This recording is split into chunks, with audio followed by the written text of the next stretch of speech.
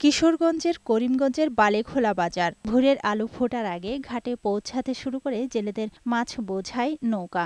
মাছ নামানোর পরপরই শুরু হয় ক্রেতা বিক্রেতাদের হাঁকডাক। প্রতিদিন ভোর থেকে সকাল 10টা পর্যন্ত চলে বেচা কেনা।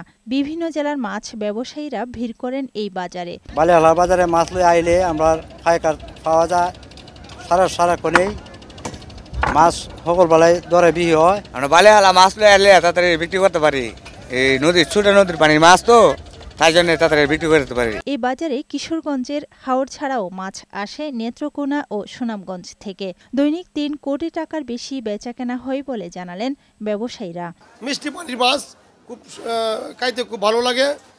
এখানে বিভিন্ন জায়গা থেকে পাইকার আসে। এখানে প্রায় প্রতিদিন 1 থেকে 1.5 কোটি টাকার মাছ আসে। সস্তা মূল্যে মাছ পাওয়া যায়। কিশোরগঞ্জে উৎপাদন হয় ৮২,২৩০ মেট্রিক টন মাছ। এর মধ্যে শুধু হাওড়েই উৎপাদন হয় প্রায় ৫৪,০০০ মেট্রিক টন। আফরোজা সুলতানা, বৈশাখী সংবাদ।